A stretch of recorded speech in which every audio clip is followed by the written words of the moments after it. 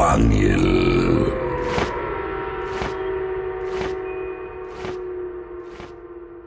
Bago natin simulan ang kwento, please like and share the video. Huwag na din kalimutan mag-subscribe.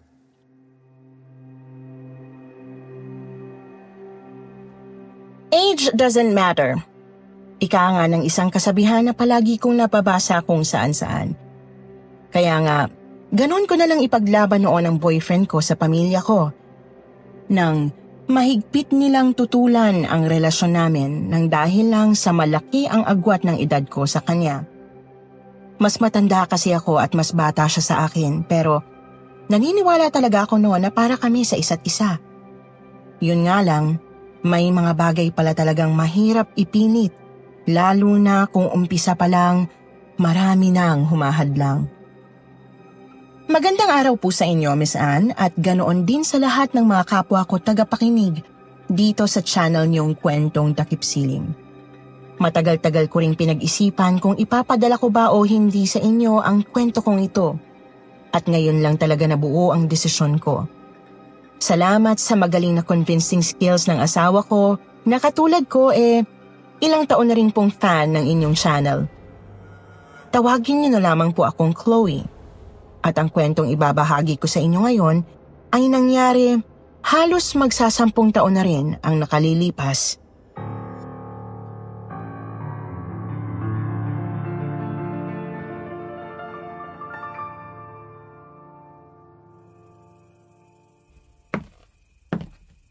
Sigurado ka na ba talaga sa desisyon mong yang, Chloe? Sigurado ka na ba dyan sa nobya mo? Kung nagpunta ka rito, ate, para tulungan sina mama at papa na kumbinsiin ako na huwag pakasalan si John. Please lang, huwag mo nang ituloy. Buo na ang desisyon ko. Papakasalan ko si John sa ayon yung man o gusto. Chloe, ikaw lang naman ang inaalala namin. Baka kasi masaktan ka lang sa huli. Alam mo namang 7 taon ang agwat ng edad mo sa lalaking yun, hindi ba? Paano ka nakakasiguradong sa mga susunod na taon ng pagsasama niyo, hindi siya maghahanap ng mas bata sa'yo? At paano ka nakakasiguradong hindi ang pera mo ang habol niya sa'yo, aber? Hindi niya magagawa yun sa akin, ate. Mahal ako ni John. Ilang buwan pa lang kayong magnobyo, bakit naman kasi masyado kayo nagmamadaling magpakasal? Ate, ikaw na nga rin ang nagsabi, diba? Malaki ang agwat ko sa edad ni John. Naghahabol lang ako ng panahon, ate. Kapag pinatagal pa namin to, baka lalo pa kami mawala ng chance na magkaanak at makabuo ng sariling pamilya. Pero Chloe... Ate, ano ba? Ate, ano bang gusto mong mangyari sa akin? Na matulad sa'yo?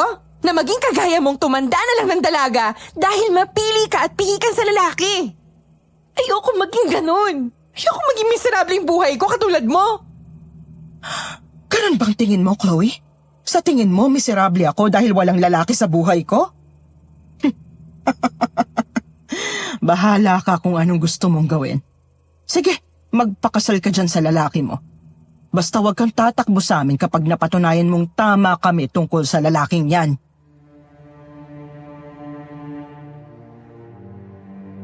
January ng taong 2015 nang biglang mag-propose sa akin ng kasal ang noon ay ilang buwan ko pa lamang na boyfriend na si John. Hindi niya tunay na pangalan. Nakilala ko siya nang imbitahan ako noon ng isa kong kaibigan na sumama sa isang retreat na ginanap namin sa Batangas na may kinalaman sa kanilang religious group. Si John naman noon ay eksaktong bakasyonista rin sa lugar na yon. Muntik na kasi akong maligaw noon dahil napahiwalay ako sa mga kasama ko at si John, siya naman ang nagkataong napagtanungan ko at nagturo sa akin ng daan pabalik sa aming venue. Hinatid pa nga niya ako noon eh.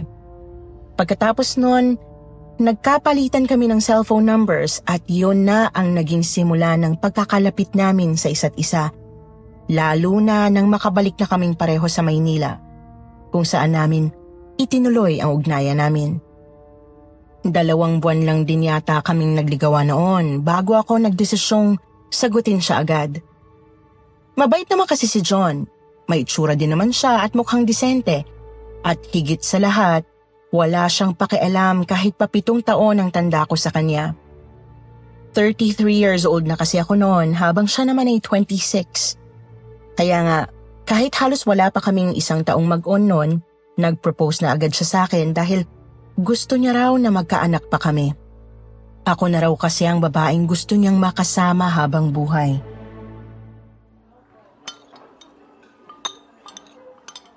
Sa Batangas, doon ko gusto ganapin yung wedding natin, love.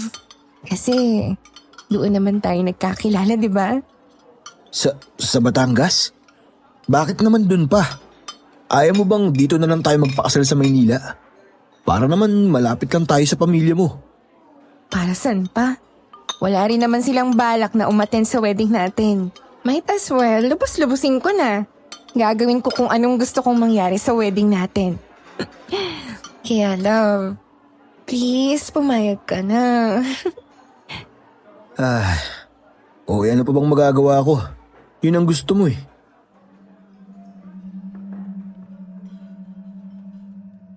Matapos naming mapag-usapan ni John noon ang lahat ng gusto kong mangyari sa kasal namin, agad-agad ay kumuha ako ng wedding planner na tutulong sa amin para sa lahat. Ito ang nag-asikaso mula sa gown na isusuot ko hanggang sa lugar na pagdarausan namin ng kasal. Walang iba kundi doon sa mismong lugar kung saan kami nag-retreat noon. Hindi ko nababanggitin kung saan ang eksaktong lugar ng maliit na pamayanang yun sa Batangas pero medyo liblib yon at malayo sa bayan.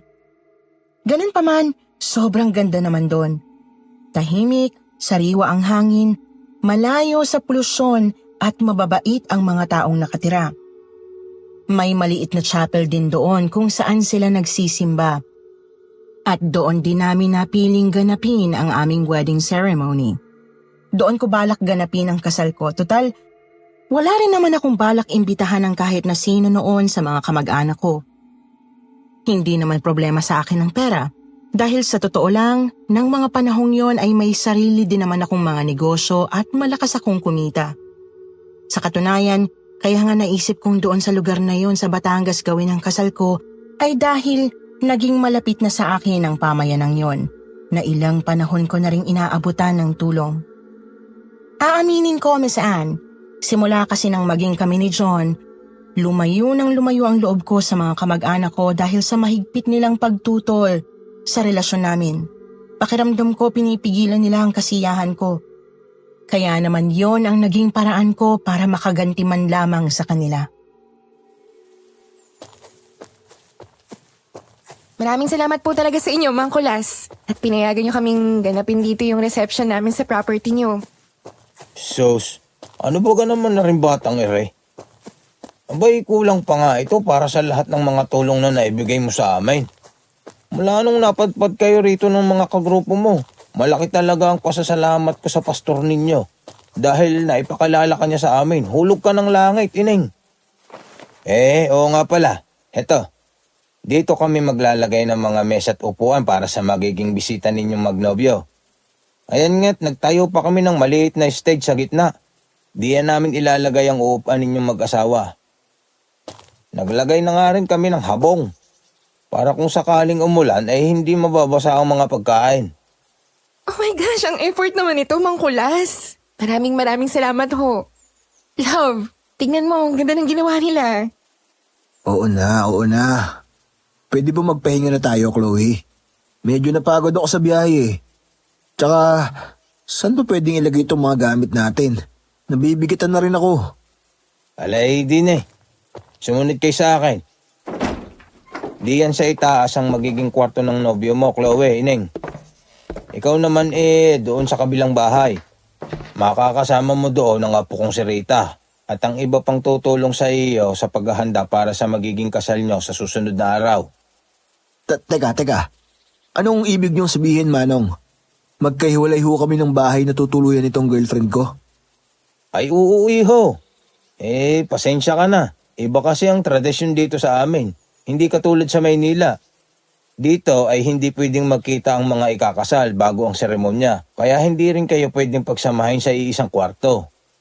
Ano ba yan? Pati pa naman dito may panira pa rin. Akala ko pa naman. Love, ano ka ba? Huwag kang ganyan. Pwede bang pagbigyan na lang natin si Mang Kulas? O siya, ano pa bang magagawa ko? Sige na, Pumasok ka na muna sa kwarto mo para naman makapagpahinga ka. Maliligo rin muna ako.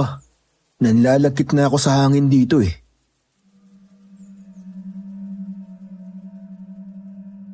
Pagdating pa lang namin ni John sa venue kung saan gaganapin ang kasal namin, halata ko na agad ang sobrang pag-iiba ng mood niya.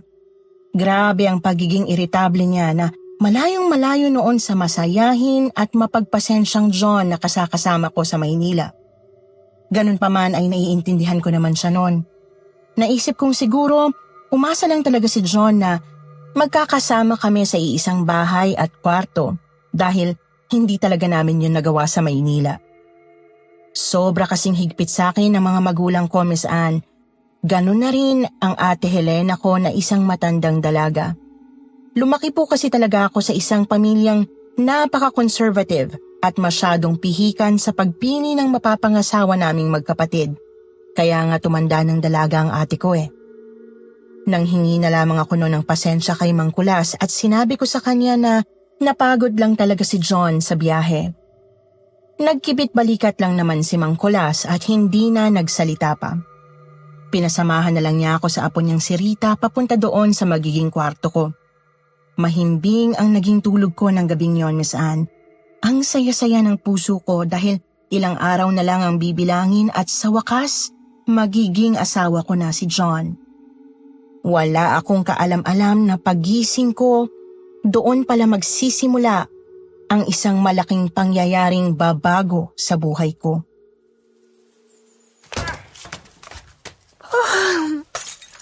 Ano bang ingay yun? Bakit parang nagkakagulo yata? Bakit may lalaki dito? Ano, sinusubukan niyo bang pikutin sa akin girlfriend ko? Kaya nagpatulog kayo ng ibang lalaki rito? Pwede ba pare, huminahon ka? Dito ako nakatira. Ako ang may-ari ng bahay na to. Bigla akong napabalikwas ng bangon nang marinig ko ang tila kaguluhang yon na nangyayari sa labas ng kwarto. Boses ni John ang nangunguna sa lahat. Para siyang nagwawala, kaya naman walang hila-hilamos na napatakbo talaga ako palabas ng kwarto. John! Mang Kulas! Ano nangyayari dito? Chloe, Ineng. Napunta bigla sa akin ang atensyon ng lahat. Naabutan kong inaawat ni Mang Kulas si John. Habang si John naman ay hawak-hawak ang kwelyo ng isang matangkad at mestisong lalaking nakatayo lamang sa harapan niya at mukhang walang balak na pumatol kay John, bagamat bakas ang iritasyon sa mukha nito. Alay, Ineng, pasensya na. Hindi ko naman alam na ari palang apo ko bababa pala ng barko at uuwi rito sa amin ngayon. Hindi ko tuloy nasabi sa inyo. Ay natural, dito siya uuwi dahil kanyaring bahay na ari ang akin talaga yung tinutuluyan ng iyong nobyo. Oh my gosh! Sobra akong nahiya nun kaya agad kong nilapitan si John at ako na mismong nagtanggal ng kamay niya sa pagkakakapit niya doon sa kwelyo ng lalaki. Pagkatapos ay hinila ko na siya palayo rito. Naku, pasensya na po kayo, Mang Kulas, ha? Sandali lang po at mag-uusap lang po kaming dalawa. Sige, Ineng. John, ano bang eksena yung ginawa mo? Bakit inaway mo na ng bigla yung apo ni Mang Kulas? Sa akin ka pa talaga nagalit, Chloe? Saan nabigla ako kung bakit may lalaking natutulog dun sa tabi mismo ng kwarto mo Sino bang boyfriend ang matutuwa sa ganun? Hindi mo ba narinig yung paliwanag ni Mang Kulas? My gosh, John! May-ari yun ng bahay. Nakikituloy lang tayo. Hindi nga alam ni Mang Kulas na uuwi yung tao. Kaya siguro hindi na rin sila nakapaghanda. Sana nagtanong ka muna. Hindi yung basta-basta lang nagkakaganyan. John, kahapon ka pa, ha? Bigla na lamang natahimik si John nang pati ako nagawa na rin pagtaasan siya ng boses. Bigla siyang napabuntong hininga at napayuko. Tanda na alam niyang nasa mali talaga siya. Pasensya ka na, love. Hindi lang talaga ako komportable sa lugar na to Ano? Bakit naman? Hindi ko alam. Ito siguro yung tinatawag nilang wedding jitters. Ano kasi love napanaginipan ko kasi kagabi. Bigla ka na nandoon umatras sa kasal natin. Ayoko kasing mangyari yun. Ayokong hindi matuloy ang kasal na to. John, wala naman dahilan para hindi matuloy itong kasal natin. Kaya huwag ka mag-alala. At huwag ka nang kabahan, okay? John, tumingin ka sa akin. Huwag ka na mag-isip ng kung ano-ano. Isang araw na lang bubunuin natin, oh.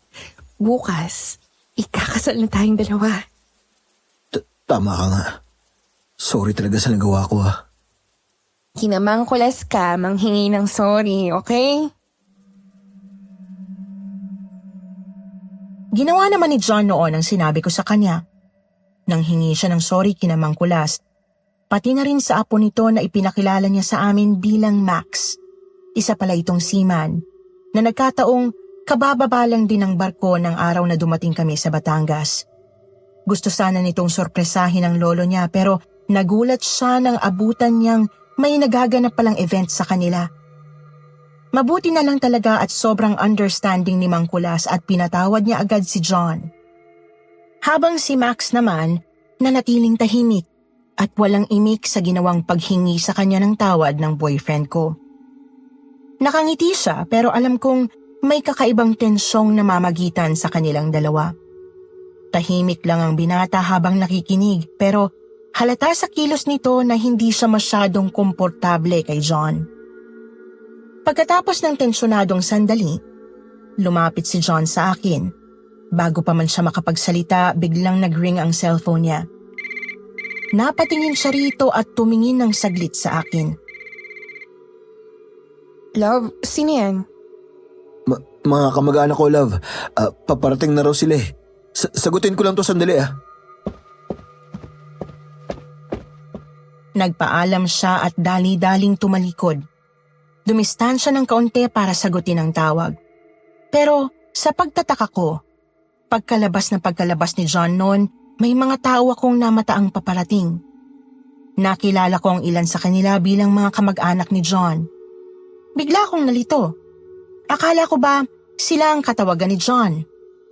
Napatitig na lang ako sa direksyon ni John. Nagtataka ng sobra. Kaya hindi ko na malayang may bigla na palang nakalapit sa akin. Mukhang tensyonadong boyfriend mo Napatigil ako at napatingin bigla sa lalaking lumapit sa akin. Si Max pala, yung apo ni Mang Kulas. Ay, ikaw pala yan, ako. Nakakagulat ka naman. Ikaw si Max, tama? Oo, ako nga. Naku, pasensya ka na. Mukhang nagulat yata kita sa paglapit ko. Pero nagkakilala na tayo dati, nung nag-retreat ka rito, di ba? Napakunot ang noo ko sa sinabi niya. Pinilit kong ngumiti bilang paggalang pero ang totoo talaga noon, hindi ko siya matandaan. Sa totoo lang kasi noong nag-retreat kami rito, halos wala akong ibang napansin kundi si John. Siya lang talaga kasi ang laman ng isipan ko noon matapos niya akong ihatid pabalik ng maligaw ako. Bukod sa mga activities na ginawa namin noon sa lugar at sa mga batang pinangakuan ko ng supply ng vitamins at school supplies taon-taon, wala na akong ibang matandaan. Talaga ba? Pasensya na ha. Baka hindi kita masyadong napansin noon. Hindi na nakakapagtaka. Masyado kang focus kay John noon Pero mukha namang masaya ka sa kanya. Kaya ayos na rin. Pareho kaming natawa. Kahit na may kapirasong hiya akong naramdaman sa sinabi niya. Alam kong totoong iyon ang dahilan kung bakit hindi ko siya maalala pero sa kabila ng pag-aalangan, may kakaibang gaan sa pag-uusap namin ng mga sandaling yon. Para bang relax na relax ako habang kausap ko si Max. Nakalimutan ko nga bigla nun yung pagtataka ko kung sino yung kausap ni John sa cellphone niya. Habang abala kami sa pag-uusap, bigla na lang tumigil si Max at tumingin sa di kalayuan. Parang may kakaibang bagay siyang napansin, kaya sinundan ko ang direksyon ng tingin niya. Sa malayo, sa labas ng bakuran, may isang babaeng nakatayo. nakatitig sa amin. Mula sa kinatatayuan namin medyo malabo ang kanyang mukha pero sapat na ang tanawin para maramdaman ko ang pagtagos ng lamig sa aking kalamnan. May matalim na tingin ng babae lalo na sa akin. Para bang may kung anong sumundot noon sa puso ko. Nakakakilabot ang tingin niya, tila may dala itong puot o galit na hindi ko maintindihan. Napatingin sa akin si Max at bakas din sa mga mata niya ang pagtataka.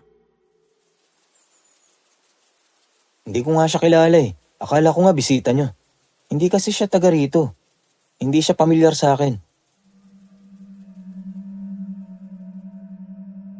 Habang nagsasalita si Max, naramdaman ko ang pag-ihip ng malamig na hangin sa paligid namin. Kinilabutan akong bigla sa hindi ko malamang dahilan. Nakakatakot naman si ate. Ang sama naman kung tumingin. Teka, lalapitan ko para malaman natin kung anong pakay niya. Sa isang iglap, nakita ko na lang na naglalakad si Max papunta sa direksyon ng babae. Hindi ko na rin naman siya nagawang pigilan noon kasi nga medyo kinakabahan din ako sa paraan ng pagtitig sa akin ng babaeng yon.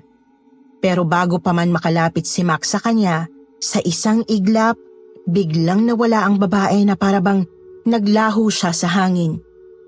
Tumigil si Max, nagpalingalinga sa paligid na tila naguguluhan din kagaya ko.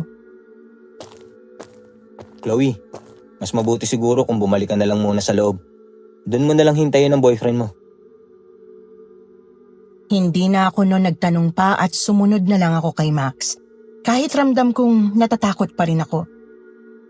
Doon ko na rin sinalubong ang mga kamag-anak ni John na ewan ko ba kung bakit hindi man lang niya nagawang intindihin noon. Buong araw parang wala sa sarili si John. Panayang paalam niya sa akin na may gagawin lang daw siya. Bigla-bigla na lang siyang nawawala noon. At hindi ko na maintindihan ang mga kinikilos niya. Oh, abay, Chloe. Ining, saan ka pupunta? Hapon na, hindi ka na dapat lumabas ng bahay. Alay, isang araw na lang ang kasal mo eh. Delikadong maglamyerda ka rin sa labas. Hinahanap ko lang po si John, Mang Kulas. Abay, nakita ko kanina doon sa may labasan. May mga kausap na tao eh. Hindi ko lang alam kung sino. Hindi naman mukhang taga Maynila. Pero parang namumukhaan ko ang isa doon na taga doon sa kabilang barangay. Taga kabilang barangay ho? Oo, Ineng. Alay, sasabihan ko nga sana ang nobyo mo eh, na wag basta makipag-usap kung kani-kanino rito. Lalo na sa mga taga riyan sa kabilang barangay. Pero nagdalawang isip ako't baka mag-init na naman ang ulo eh. Kaya hinayaan ko na lang. Ano ho? Bakit ho? Marami kasing tao rito sa amin na hindi maganda kung makakaaway. Lalo na baga ng mga dayong katulad ninyo. Ano pong ibig niyo sabihin, Mang Kulas? Pero bago pa man makasagot sa akin noon si Mang Kulas, Miss Anne, tinawag na akong bigla ng isa sa mga kamag-anak ni John at tinanong tungkol sa mga detalye ng kasal na kailangan pa naming i-finalize para bukas.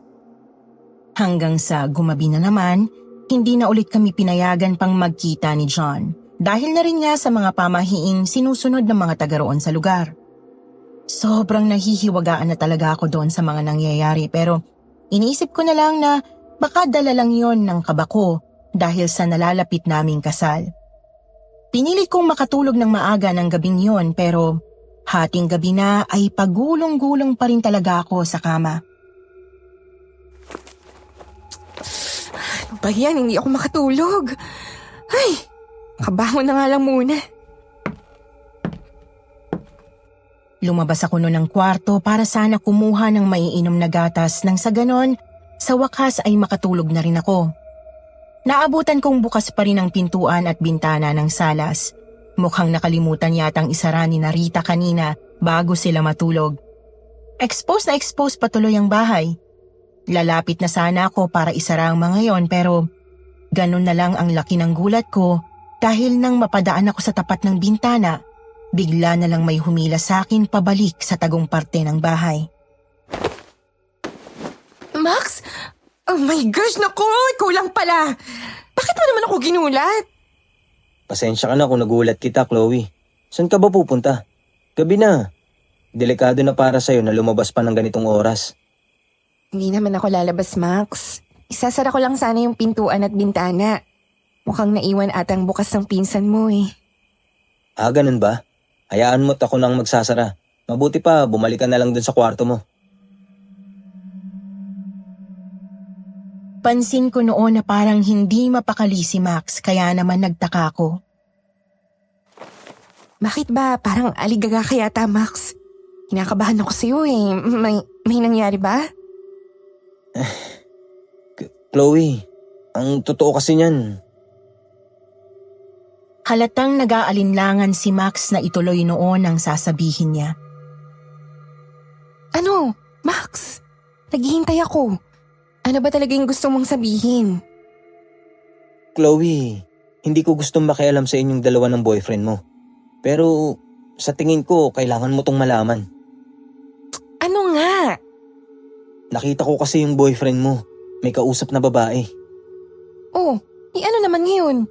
Nag-uusap lang naman pala. Umiiyak kasi yung babae sa harapan ni John, Chloe. At yung babaeng yun din yung babaeng nakita nating nakatitig sa'yo ng masama kaninang hapon. Ano? Sigurado ka ba dyan sa sinasabi mo, Max? Oo, sa totoo lang, dalawa kami ni Lolo na nakakita sa kanila kanina. May mga kasama pa nga yung babae. Mukhang mga taga-kabilang baryo.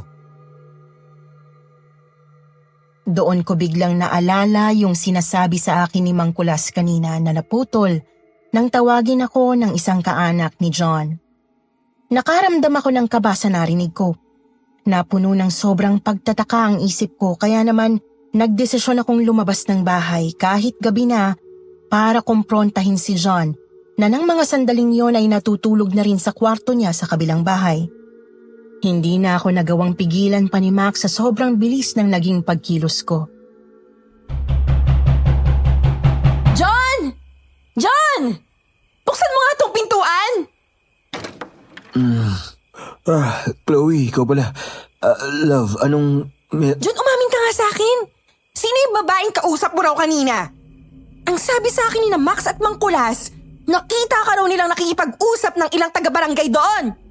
At meron pa. Isang babae na umiiyak sa harapan mo. Sino ba sila? Ano pa kailangan nila sa'yo? Halatang nagulat si John sa sunod-sunod na tanong ko noon, Miss Anne.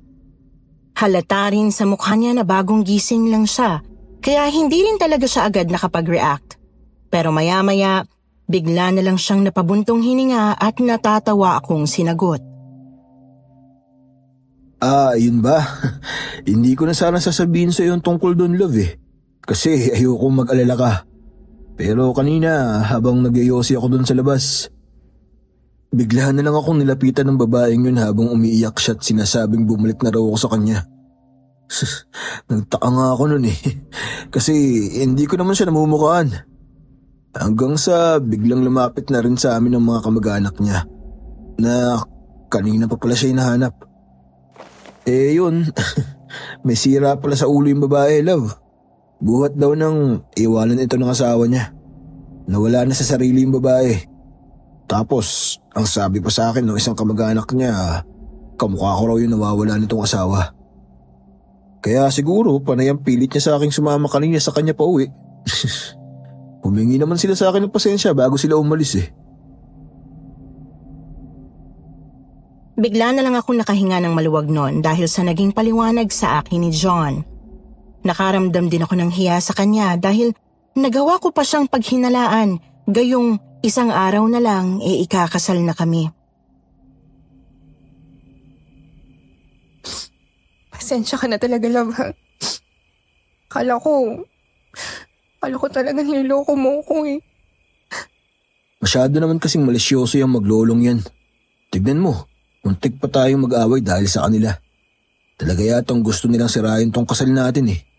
Lalo na yung Max na yan. May gusto yata sa'yo yun kaya nagpapapansin. Gusto pa sana ni John na doon na lang ako matulog sa tabi niya ng gabing yon pero hindi ako pumayag, Miss Anne. Kahit na matanda na kasi ako noon ay isa pa rin ako doon sa mga babaeng naniniwalang magiging espesyal ang gabi ng kasal namin kung doon ko palang din ibibigay sa kanya ang lahat-lahat. Wala namang nagawa si John kundi ang ihatid na lang ako ulit pabalik sa kabilang bahay. Pagkatapos noon sa wakas ay nakatulog na rin ako ng mahimbing. Kinabukasan, isang araw bago ang kasal namin ni John, kahit na mahigpit kaming pinagbawalan noon ng matatanda na magkita, hindi pa rin umalis sa tabi ko ang boyfriend ko. Nanatili siyang nakadikit sa akin buong araw na para bang kahit sandali ay ayaw niya akong mawala sa kanyang paningin. Kilig na kilig naman ako noon. Pakiramdam ko'y mahal na mahal ako ni John kaya naman hinayaan ko na lang din siya. Gabi na ulit nang maghiwalay kami ng landas. Sige na, pumasok ka at magpahinga habang maaga pa. Magtakip ka na lang ng unan sa tenga dahil medyo maingay yung mga nagiinuman sa labas. Bukas hindi na kita ihahatid sa ibang bahay. Dahil sa wakas, magkatabi na tayong matutulog. Ikaw rin. Dapat gwapo ka bukas. Kaya matulog ka na rin, okay? Nang bitiwan ni John ang kamay ko, pumasok na ako sa loob ng bahay pero laking gulat ko nang makita kong nakaupo sa sala si Max na para bang may hinihintay. Uy, Chloe. Buti naman at pumasok ka na. Oh, Max! Akala ko nakikipag-inuman ka dun sa mga kasama ng lolo mo dun sa labas. Hindi naman talaga ako mahilig uminom, kaya pumasok agad ako. Ang totoo, inaabangan kita eh. Gusto lang sana kitang batiin. Congrats sa kasal niyo bukas. Hindi ko alam kung bakit nang banggitin ni Max ang mga salitang yon, may nahimigan akong lungkot sa boses niya. Idagdag pa yung mga titig niya sa akin noon, sobrang lungkot din. Malamlam ang mga mata niya at parang medyo namamaga pa nga sa hindi ko malamang dahilan. Salamat. O siya, matutulog na ako ha. Para naman maganda ako bukas sa kasal ko. Sige. Congrats ulit. Sana maging masaya kayo ni John. Pinilit ko pang magbiro para pagaanin ang tensyon sa pagitan namin pero parang lalo lang lumungkot ang mukha niya. Ganun pa man ay hindi ko na inintindi pa yon na talagang pumasok na lang ako sa kwarto ko. Itinulog ko na lang ang kung anumang bumabagabag sa akin ng gabing yon at naghanda para kinabukasan. Kinabukasan, Miss Anne, ay dumating na rin ang araw na matagal ko nang hinihintay. Ang araw ng kasal namin ni John. Sa totoo lang, mixed emotions ang nararamdaman ko nung mga sandaling yon. May saya, may excitement, pero higit sa lahat, may kaba. Parang may bumubulong sa akin na may hindi magandang mangyayari pero pilit kong binabaliwala yon. Iniisip ko na lang na baka normal lang ang ganitong pakiramdam para sa mga babaeng ikakasal. Nagising ako ng maaga para maghanda. Sa tulong ni Narita at ng iba pang mga babae sa pamayanan, naayos nila ang lahat para maging perpekto ang araw na yon. Ang ganda ng suot kong gown, simple pero elegante. At sa kauna-unahang pagkakataon, pakiramdam ko isa akong prinsesa. Grabe, ang ganda-ganda mo, Ate Chloe. Ikaw talaga, Rita. Napakabolera mo. Talaga naman, ate. Alam niyo po, kung hindi talaga kayo ikakasal na, irereto ko talaga sa yung Kuya Max ko. Mas bagay kaya kayo. Uy, ikaw talaga ha. Baka mamaya, marinig ka na magiging asawa ko. Magselos na naman yun. Ay, sayang talaga, ate. Alam mo, mas taon na naman talagang nagkagusto sa yung kuya ko eh. Noong unang araw pa lang ng retreat niyo dati dito sa lugar namin, sobrang tinamaan na si kuya sa'yo. Kaya lang, torpe. Naunahan tuloy.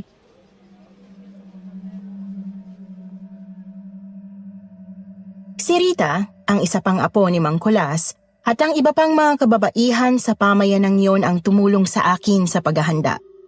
Since wala nga akong kamag-anak o kaibigan man lang na inimbita sa kasal namin ni John. Sa totoo lang, medyo nakaramdam ako ng awkwardness noon sa sinabi sa akin ni Rita tungkol kay Max pero minabuti ko na lang na wag na yung intindihin pa. Habang inaayos ang buhok ko, hindi ko maiwasang mapaisip kung kumusta na kaya si John. Wala kasi akong balita sa kanya buong umaga dahil mahigpit na sinunod ng lahat ang pamahiing bawal kaming magkita bago ang seremonya. Pagdating sa maliit na chapel kung saan gaganapin ang kasal, naglakad ako papasok habang nakatingin si John sa akin. Kita ko sa mukha niya ang halo-halong emosyon. Saya, pagmamalaki, pero hindi ko may kakaila na parang may nahihimigan akong kakaiba noon sa mga titig niya. Hindi ko rin maintindihan pero parang may kung anong mabigat sa kanyang itsura. Napansin ko rin na hindi siya mapakali at panay ang sulyap niya sa labas ng chapel. Nang magumpisa ang seremonya, ginawa ko ang lahat ng makakaya ko para hindi matuon ang pansin ko sa anumang negatibong bagay na pumapasok noon sa isip ko. Sinubukan kong mag-focus sa mga sinasabi ng pari at sa aming mga panata sa isa't isa. Hanggang sa i-pronounce na ng pari na kami ni John ay opisyal na ngang mag-asawa. Mag-asawa na tayo, John. Oo nga. Teka, bakit parang sobrang tahimik mo naman yata? Hindi ka man lang din ngumingiti. May problema ba tayo, love? Wala. Hindi lang talaga ako makapaniwalang sa wakas. Asawa na nga kita. Sigurado ka ba, love? Para kasing hindi ka okay. Baka naman masama ang pakiramdam mo. Magsabi ka lang. Oo naman, love. Huwag mo na ako masyadong intindihin. Ayos lang ako. Dapat mag-enjoy tayo ngayon. Hindi ko na lang kinulit pa noon si John kahit na nagtataka talaga ako dahil pansin na pansin ko na noon ang pagiging sobrang tahimik niya. Paglabas namin ng simbahan, nag-aabang na sa amin ang ilang bisitang bumati at nag-abot ng regalo. Habang masayang binabati kami ng lahat, nagulat ako nang makita ko na naman siya. Ang babaeng yun, matalim na namang nakatitig sa akin at may luhang tumutulo mula sa kanyang mga mata. Siya na naman. Ano na namang ginagawa niya rito? Hindi ko alam kung bakit pero parang hinihila ang mata ko para hanapin si Max at nang makita ko siya, naroon siya sa tabi ng kanyang lolong si Mang Kulas. Mukha rin siyang nagulat nang makita ang babaeng yon. Pareho kaming nakatitig sa babae hanggang sa tumingin siya sa akin at tumango na para bang sinasabing siya na ang bahala. Maya-maya nakita kong nagsimula siyang maglakad papunta sa direksyon ng babae. Ang sumunod na nangyari ay tila eksena sa pelikula. Bigla na lang tumakbo ang babae palayo at mabilis namang sinundan siya ni Max. Hindi ko na nasundan ang nangyari sa kanilang dalawa dahil tinawag ako ni John. Hanggang sa nagtungo na nga kami noon sa aming wedding reception. Love, okay ka lang ba talaga? Nag-aalala na ako sa'yo. Tingnan mo, tumatagaktak na yung pawis mo, oh. Tapos namumutla ka pa. Okay lang ako, sabi. John, sigurado ka ba? Magsabi ka nga sa akin ng totoo. Ano ba talaga ang nararamdaman mo? Tingnan mo, oh. Ay, Diyos ko, naglalabasan na yung mga ugat sa mga liig mo. Chloe, ano ba? Sabi na nga, ayos lang.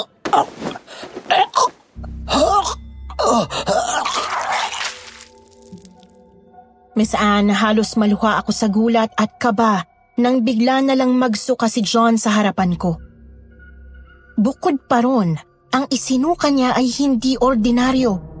Itim na likido yon na parang langis at ang amoy ay sobrang baho na halos ikapigil ng hininga ko.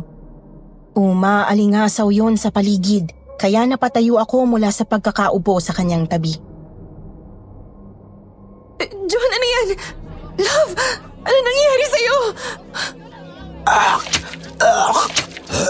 Chloe! Tulong! Oh my gosh, John! John! Wala akong naintindihan noon sa sinabi sa akin ni John. Sa halip, bigla na lang siyang natumba sa harapan ko. Bigla siyang nawala ng malay kaya bigla rin akong natulala. Nagtakbuhan ang ilang tao sa direksyon namin ni John noon para tumulong. Ang ilan ay nagpanik at nagbubulungan habang ang iba naman ay nagmadaling dalhin si John sa isang tabi. Pero nang ilapag pa lang nila ang asawa ko sa isang papag, ganoon na lang ang gulat naming lahat nang bigla siyang magkikisay. Lalo ako nagpanik dahil doon. Nakaramdam ako ng paninikip ng dibdib. Parang biglang bumalik ang lahat ng kaba at pagtataka ko tungkol sa mga nangyayari nitong mga nakaraang araw. Hindi ko na alam noon ang iisipin ko, hanggang sa hindi ko namalayan, napaiyak na pala ako. Lumapit si Mang Kulas at inalalayan ako. Ineng, magpahinga ka muna. Kami nang bahala sa nobyo mo. Hindi, Mang Kulas, tulungan niyo po ako. Dalhin po natin si John sa ospital, sa doktor. Ay Ineng, sa tingin ko hindi magandang idea kapag ginawa mo yon. Po, bakit naman po? Ay sa tingin ko ginagaway itong asawa mo Napakaitim ng suka niya. Napakabaho pa nun at saka may kasamang maliliit na insektong parang uod. Ineng, gayon na gayon ang sintomas ng mga taong ginagaway. Gaway? Ano pong ibig sabihin yan? Ano ho yun, Mang Kulas? Ang gaway ay para iyang pinagsamang kulam at barang, Ineng. Kaya laang mas malakas yan at mas matindi. Dahil kadalasan, kamatayan ang layunin ng taong gumagawa niyan sa kanyang biktima. Ano? Hindi natin maaaring dalhin ang asawa mo sa ospital dahil palalalain laang noon ng sitwasyon, Ineng. Mas magiging malala ang lagay ni John. Parang bigla akong nanghina noon sa narinig na sinabi ni Mang Kulas, pero bago pa ako makapag-react, nakita kong lalo lang lumala ang pagsiseizure ni John. Kaya naman kahit anong pigil ni Mang Kulas, Miss Anne, hindi ko talaga mapigilan ang sarili ko. Nasa harapan ko ang asawa kong halos nag-aagaw buhay na sa paningin ko at kahit pa may sinabi siya tungkol sa gaway, hindi ko magawang paniwalaan yun agad. Kaya kahit nalabag sa kanyang payo, nagpatawag ako ng tricycle para madala namin si John sa pinakamalapit na ospital. Pagdating namin doon, halos mawalan ako ng lakas habang pinapanood kong isinusugod si John sa emergency room. Ilang minuto ang lumipas na tila ba para sa akin ay sobrang tagal na bago lumabas ang doktor. Asawa po kayo ng pasyente? Opo, Dok. Kamusta na po siya? Okay. Okay na po siya. Mukhang nagkaroon lang siya ng isang malubhang allergic reaction pero naagapan naman namin yon kaagad. Mukhang may nakain siyang hindi tugma sa kanya kaya nagkaroon ng ganitong reaksyon. Allergy lang po. Pero, Dok, yung sinuka niya po sobrang... Normal na sintomas lang ho yun, Mrs. Kapag matindi ang reaksyon ng katawan natin sa allergy, huwag po kayong mag-alala. Mabibigyan namin siya ng gamot na kailangan. Miss Anne, kahit anong pilit kong intindihin ang paliwanag ng doktor, parang may bumubulong sa akin na hindi yon ang buong katotohanan. Pero dahil gusto kong maniwalang ligtas na ang asawa ko, pinilit kong manahimik. Kinabukasan, bumalik kami kina Mang Kulas. Kita ko sa mga mata ng matanda ang bahagyang pagkadismaya, pero hindi na rin siya nagsalita pa. Okay na si John, Mang Kulas. Sabi ng doktor, allergy lang daw po yun. Alay kung gayaan ang sinabi ng doktor, abay magpasalamat ka't naagapan siya, Ineng.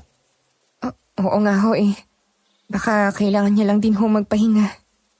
Siguro nga. Ang mabuti pa dalhin mo na laang muna siya sa kwarto ninyo.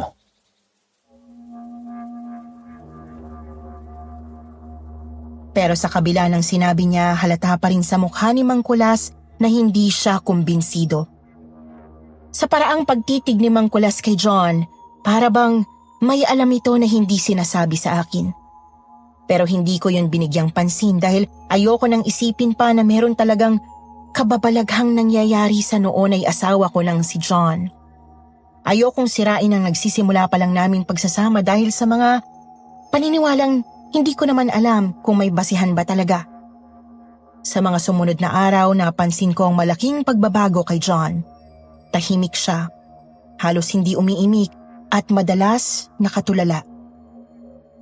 Kung dati malambing siya at mapagbiro, ngayon halos hindi ko na siya makausap. Minsan magkasama kami sa mesa pero ni hindi man lang siya sumusubo ng pagkain. Love, kain ka naman. Ilang araw ka nang halos hindi kumakain. Hindi ako gutom. Hindi ka gutom? Pero ang payat-payat mo na. John, ano ba talagang nararamdaman mo? Simula nang ikasal tayo, ganyan ka na eh. Love, magsabi ka naman sa akin. Ang ingay mo masyado. Sa kwarto lang ako. Sobra na rin akong nag-aalala noon, Miss Anne. Parang gusto ko na nga umuwi ng Maynila noon kung hindi lang siya ang inaalala ko. At nariyan pa kasi itong si Max na ilang araw nang nawawala. Hindi kasi siya umuwi simula noong araw ng kasal namin ni John.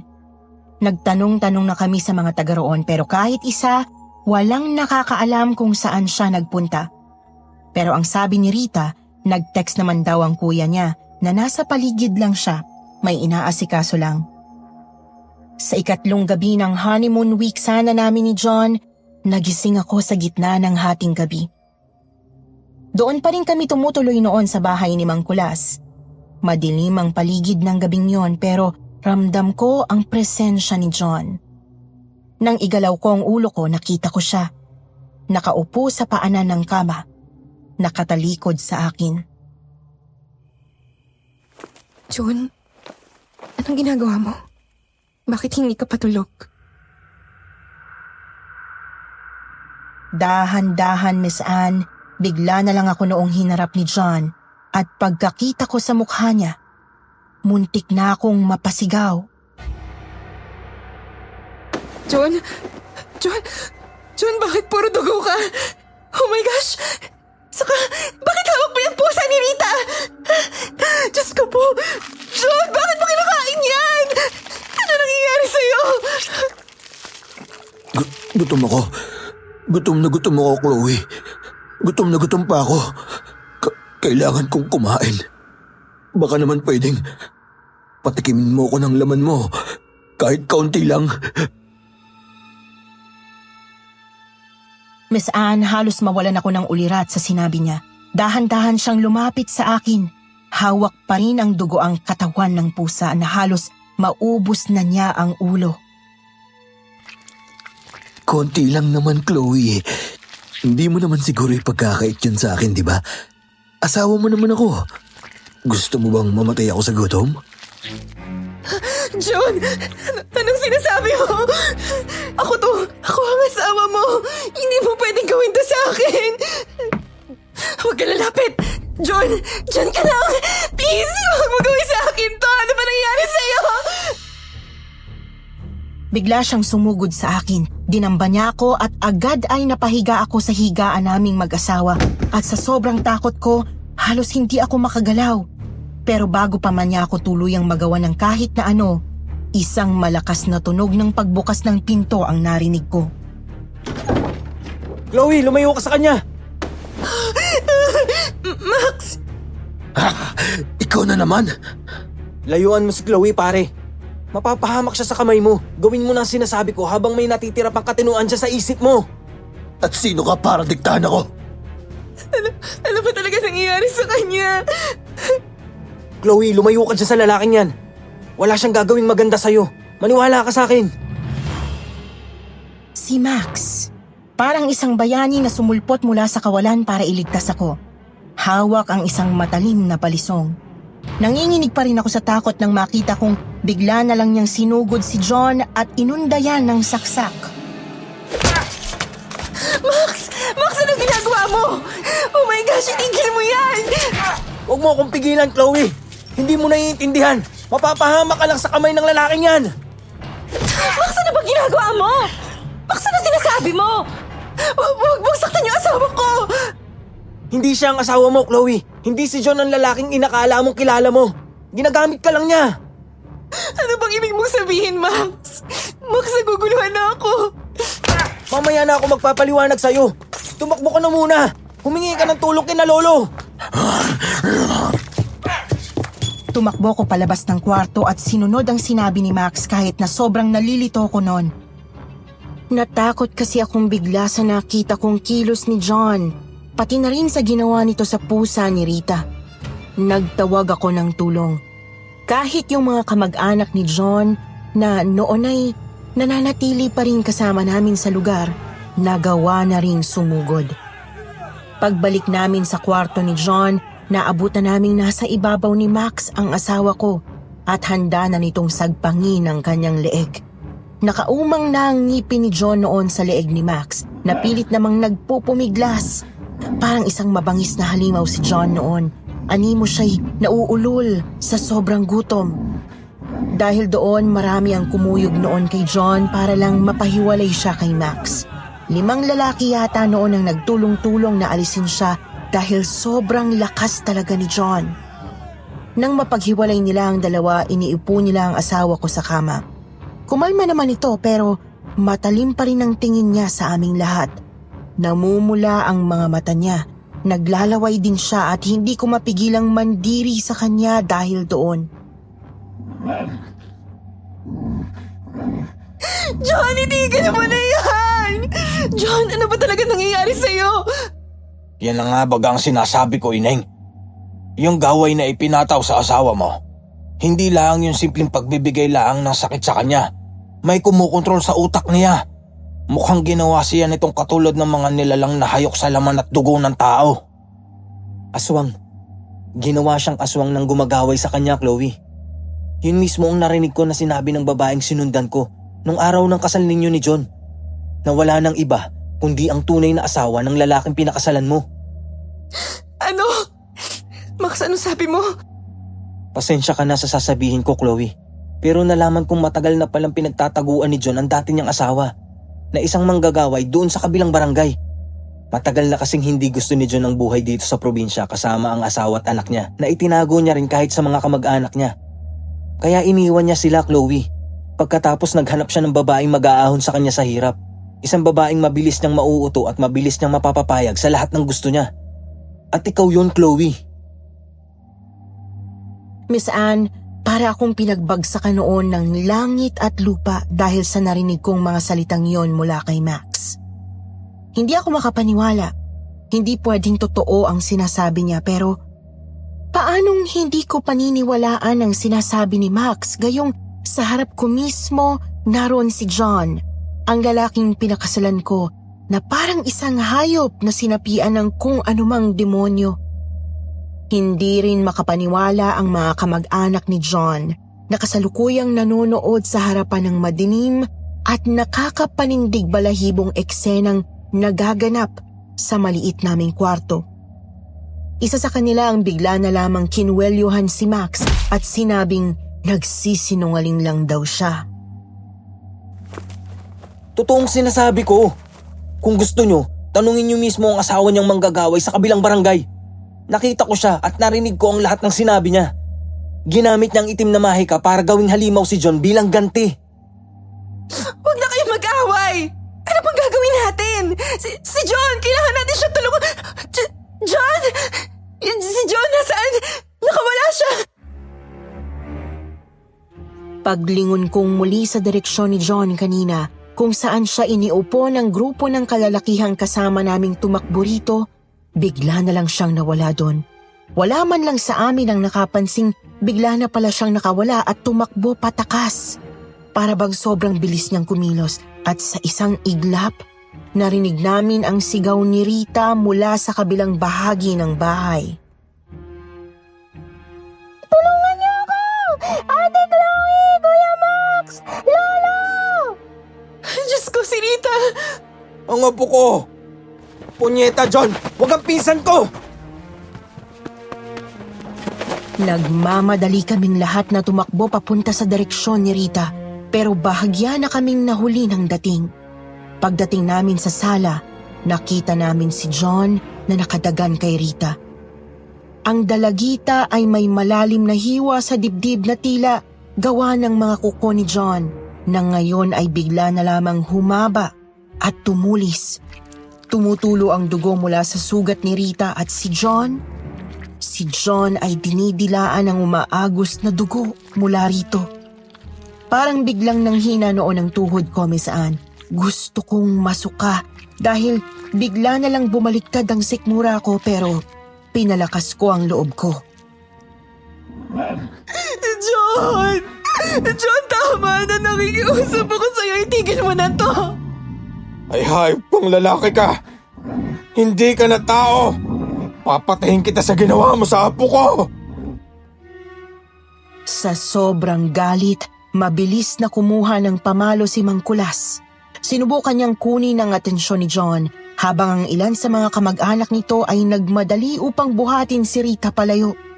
Mabuti na lamang hindi gaanong napuruhan ang dalagita. Malaki ang sugat niya pero hindi ganoon kalalim, kaya mabilis lang yung magagamot. Lolo! Huwag kang lalapit! Delikado yan! Wala akong pakialam! Nilapastangan ng demonyong ito ang pisan mo! Hindi ako papayag! Mang Kulas, nakikiusap po ako sa inyo. Huwag niyo pong sasaktan.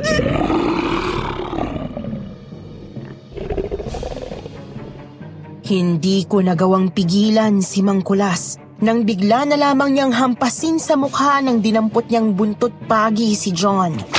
Bigla kasi siyang inangilan nito, pati na rin ang iba pang mga taong naroon. Pati na rin ang sarili niyang mga kamag-anak. Parang hindi na nakakakilala si John noon. Wala na talaga siya sa sarili at ang mahalaga lang sa kanya ay ang maibsan ang matinding gutom na nararamdaman niya ng mga sandaling yon. Sa kabila ng lahat ng sigawan at kaguluhan, unti-unting nakuha ng mga taong naroon ang lakas ng loob upang kuyugin si John.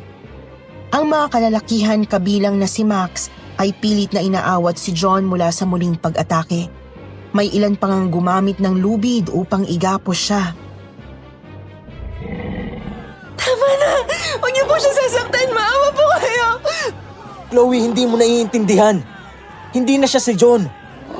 Ang halimaw na nakikita mo ngayon ay resulta ng sumpa ng kanyang asawa. Kahit na! Asawa ko pa rin siya. Kahit na walang bisa yung naging kasal namin. Para sa akin, asawa ko pa rin po si John. Hindi ko po kayong nakita na pinapatay niyo siya. Kaya Mang Kulas, nakikiusap po ako sa inyo. Hayaan niyo lang po si John. Hayaan niyo na lang po iuwi siya ng mga kamag-anak niya sa Manila. Abay, paano kung magwala ulit yan sa daan, Chloe? Paano kung marami siyang masaktan? Mang Kulas, nakikiusap po ako. Bilang asawa niya, bigyan po natin siya ng isang pagkakataon. Mang Kulas, ako na po ang bahala. Ako na lang ang sasama sa kanya pabalik ng Maynila. Hindi pwede, Chloe. Delikado yung gusto mo. At bakit, Max? Asawa ko si John. Responsibilidad ko siya. Hindi ikaw ang asawa niya, Chloe. Walang bisa ang kasal niyo.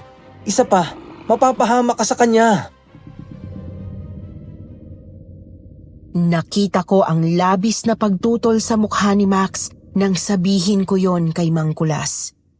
Pero wala naman akong ibang magawa. Ayokong patayin nila si John kahit na malaki rin ang kasalanang ginawa nito sa akin dahil sa ginawa niyang panggagamit sa akin. May kasalanan din naman ako sa nangyari dahil hindi ako naniwala sa mga magulang at kamag-anak ko. Tama nga sila. Hindi ako seseryosohin ni John.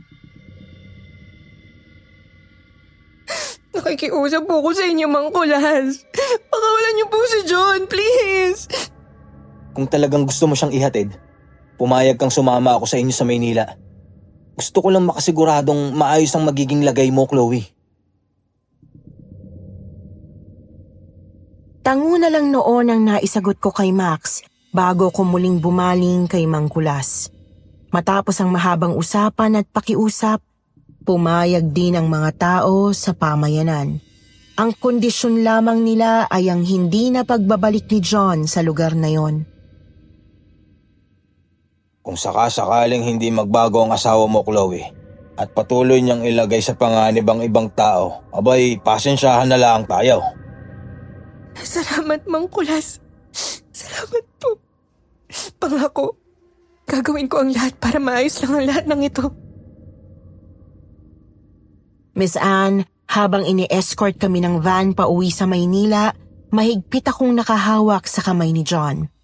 Tila wala na itong anumang lakas at parang ibang tao na ang kasama ko.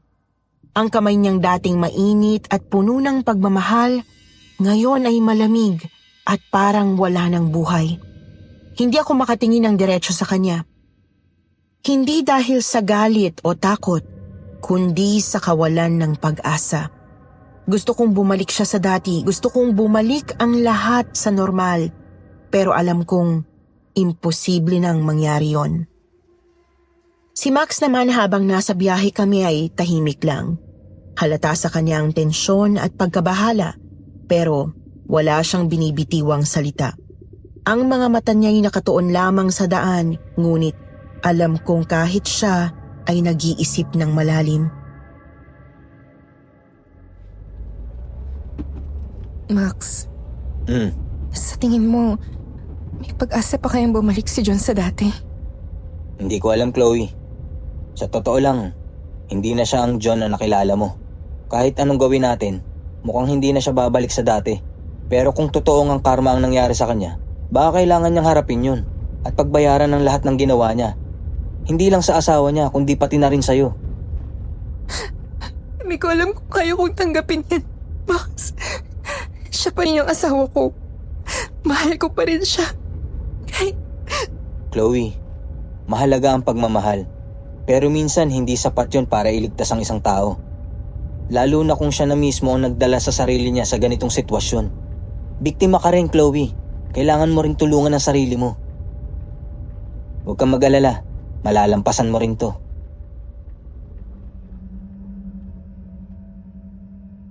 Tahimik akong napaisip sa sinabi ni Max habang nakatanaw sa labas ng bintana. Hindi ko alam kung paano ko haharapin ang bagong buhay na naghihintay sa amin sa Maynila. Hindi ko rin alam kung paano ako magsisimula muli kung sakaling tuluyan na ngang mawala si John sa akin. Pagdating namin sa bahay ng pamilya ni John, sinalubong kami ng kanyang ina at mga kapatid. Malinaw sa kanilang mga mukha ang pag-aalala, pero may halo ring pagdududa doon. Hindi kasi siya nakadalo sa naging kasal namin ni John dahil may sakit siya ng mga panahong yon. Sa kabila ng lahat ng sinabi ko, ipinagpilitan ng pamilya ni John na ipa-check up siya sa isang espesyalista.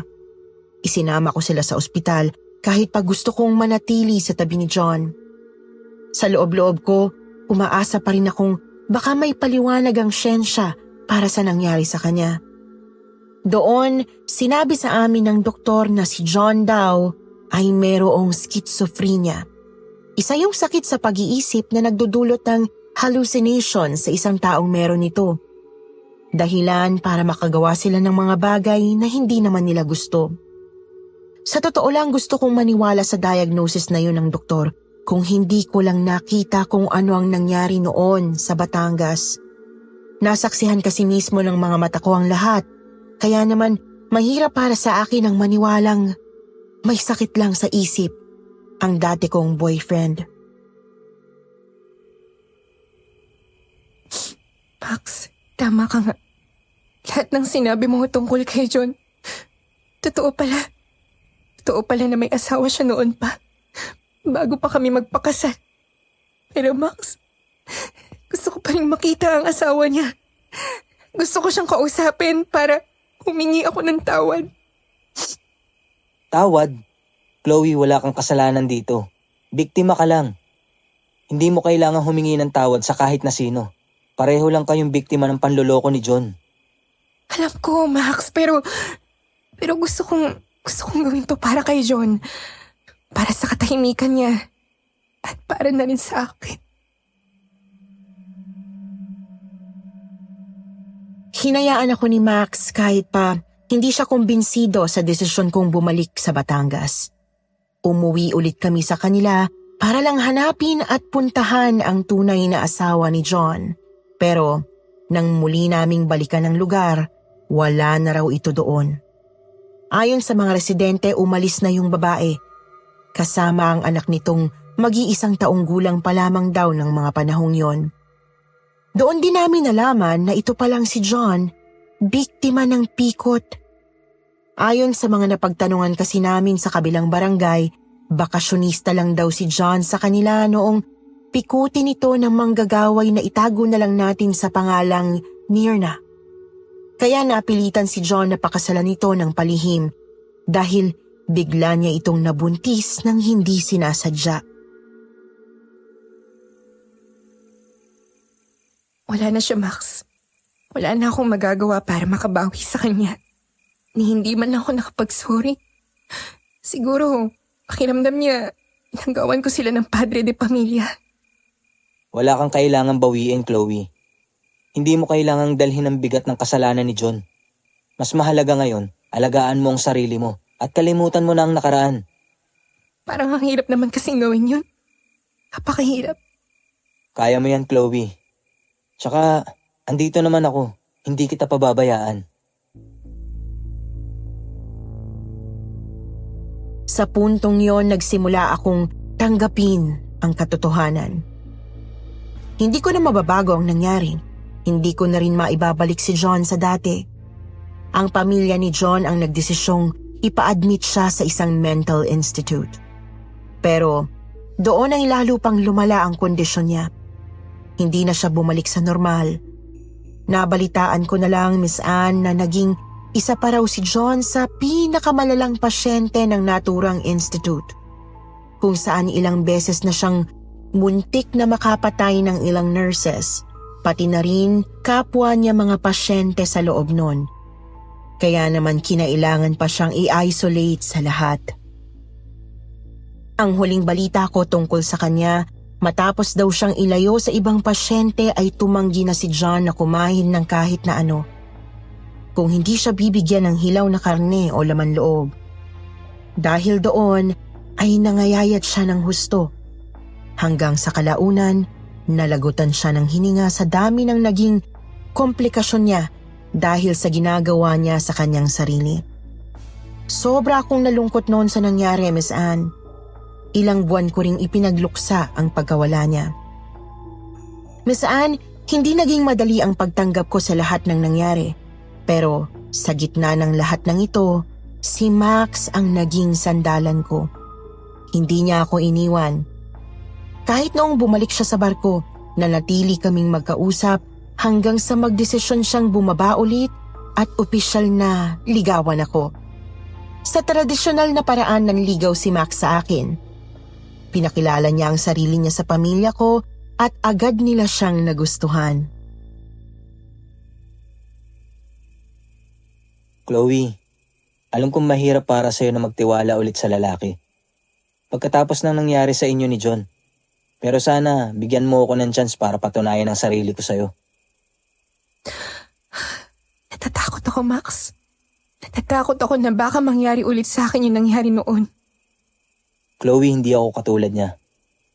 Itong nararamdaman ko sa'yo, noon pa man, totoo na to.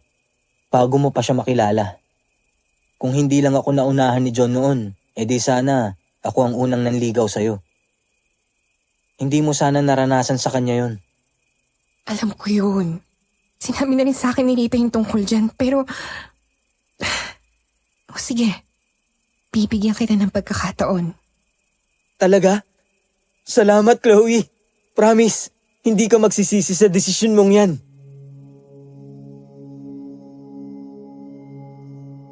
Kahit natakot ako noon, muli akong sumugal kay Max. Hinayaan ko ang sarili kong muling ipagkatiwala ang puso ko. At hindi ko naman yun pinagsisihan. Ginawa ni Max ang lahat para patunayan sa akin na hindi ako nagkamali sa desisyon kong sumugal sa kanya. Nagawa niyang pagalingin ang puso ko. Nagawa niyang alisin sa akin ang takot sa naging experience kong ito noon sa dating taong minahal ko. Ngayon, Miss Anne, 6 na taon na kami ni Max. 3 taon na rin kaming kasal at may isa na kaming anak. 1 taong gulang na batang lalaki na kamukhang kamukha ng tatay niya. Wala na akong balita pa sa pamilya ni John ngayon. Pinutol ko na ang anumang ugnayan namin mula nang maging kami ni Max. At ngayon, masasabi kong masaya na ako. Dahil sa gitna ng dilim ng nakaraan, natutunan kong bumangon at muling magmahal. Hindi ko lang talaga akalaing ma-experience ko ang kakaibang pangyayaring ito sa buhay ko nang nangyari pa mismo noon sa wedding reception ng unang naging kasal ko. Sana po nagustuhan ninyo ang kwentong ibinahagi ko sa inyo ngayon. Muli ay ako nga po pala si Chloe. Maraming salamat po sa oportunidad na maibahagi ko sa inyo ang kwento ko. Mabuhay po kayo, Kwentong Takip Silim Team, at more power po sa inyong channel.